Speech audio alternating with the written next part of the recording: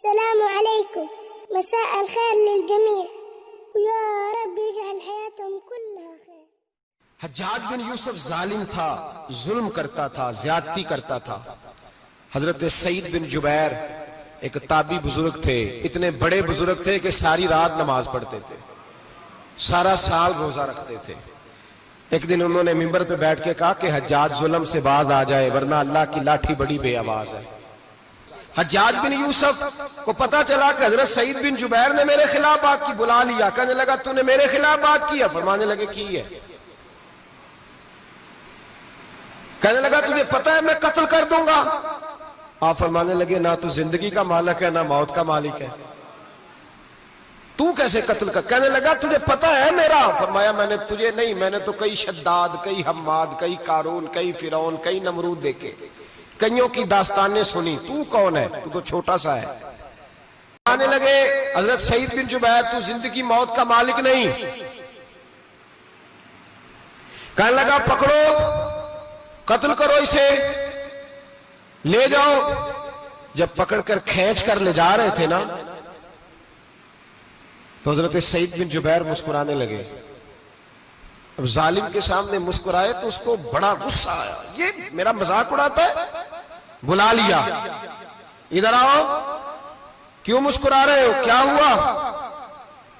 तो हजरत सईद बिन जुबैर कहने लगे मैं मुस्कुरा रहा हूं तेरी बेवकूफी पर और अपने अल्लाह की दी हुई ढील पर। मैं मुस्कुरा रहा हूं कि या अल्लाह क्या बात है, क्या तेरा शान है, कैसे लोगों को ढील दी हुई है। मैं मुस्कुरा रहा हूं तेरी बेवकूफी पर कि तू समझता है शायद मुझे पूछने वाला कोई नहीं। कहने लगा इसको बाहर ना ले जाओ, मेरे सामने कत्ल करो। ठीक है जी, कत्ल करने लगे तो हजरत सईद बिन जुबैर ने मुंह काबे की जानिब कर लिया। इन्नी वज्जहतु वजही लिल्लज़ी फ़तरस समावाति वल अर्द हनीफ़न वमा अना मिनल मुशरिकीन। जब आपने ये आयतें पढ़ी ना कि मैंने मुंह कर लिया है अपने रब की जानिब, करो मुझे कत्ल। कहने लगा नहीं नहीं, इसका मुंह फेरो, काबे की तरफ हो के कत्ल ना हो। है जालिम पर पागल हो गया है। हजरत सईद बिन जुबैर के हौसले ने शिकस्त दे दी, नाकाम हो गया, मखबूतुल हवास हो। कहने लगा इसका मुंह फेर दो। जब काबे से फेरा तो आप फरमाने लगे लिल्लाहिल मशरिकु वल मगरिबु फइन्नमा तवल्ला फसम्मा वजहुल्लाह। अल्लाह फरमाता है तुम मशरिक और मगरिब सारा ही अल्लाह का है, जिधर भी मुंह करोगे उधर अल्लाह ही अल्लाह है, जिधर भी मुंह करोगे उधर अल्लाह ही अल्लाह है, चारों जाना। फेर दे जिधर मुंह फेरना है तूने, फेर दिया मुंह। हजरत सईद बिन जुबैर के गले पे खंजर रखा तो आपने हाथ उठाए, कहने लगे ए अल्लाह मेरे बाद इसे किसी और पर मुसल्लत ना करना, मेरे बाद किसी और पर मुसल्लत ना, बस मैं आखिरी हूं। जब आप जिबा हुए तो इतना खून निकला, इतना खून निकला कि लोग कहते हैं जितना ऊंट के वजूद से निकलता है। तर हो गया सारा उसका दरबार। एक समझदार आदमी को बुला के कहने लगा इतना खून मैंने पहले कभी, मैंने बड़े बंदे कत्ल कराए हैं पर इतना खून नहीं निकला। तो वो कहने लगे लोग मर जाते, मरते वक्त डर जाते हैं, सहम जाते हैं, खून सुकड़ जाता है। लगता है ये शख्स जब दुनिया से गया है तो डट के गया है, ये डट के गया है दुनिया से। हज्जाज बिन यूसुफ रात को सोया तो तड़प के उठा, क्या हुआ? घर वाले कहने लगे क्या हुआ? कहने लगे सईद बिन जुबैर ख्वाब में आया और कहते हैं उठ मुझे बता तूने मुझे क्यों कत्ल किया, बता बता क्यों मारा। अगली रात फिर सोया तो वही ख्वाब, फिर सोया तो वही ख्वाब। गुनाह नफ्सियाती मरीज बना देता है, जुल्म तुझे मखबूतुल हवास कर देता है। जब तू ज्यादती करता है तो अल्लाह फरमाते हैं कि मैं, तू अल्लाह को भूलता है, अल्लाह तुझे अपना आप भुला देता है।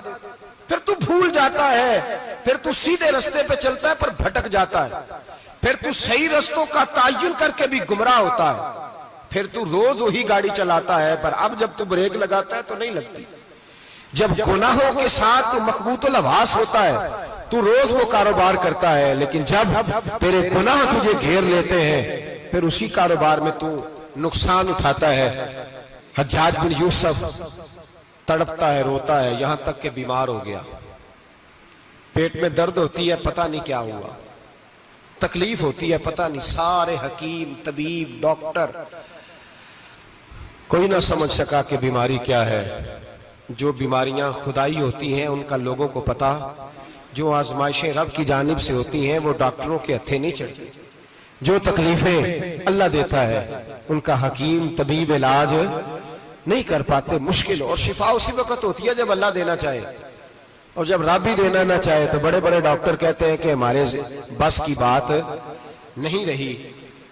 बगदाद से हकीम आए, पेट देखा, कहने लगे ना तेरे मैदे में कोई दिक्कत है, ना तेरे जिगर में, ना किसी और जगह, माजरा क्या है?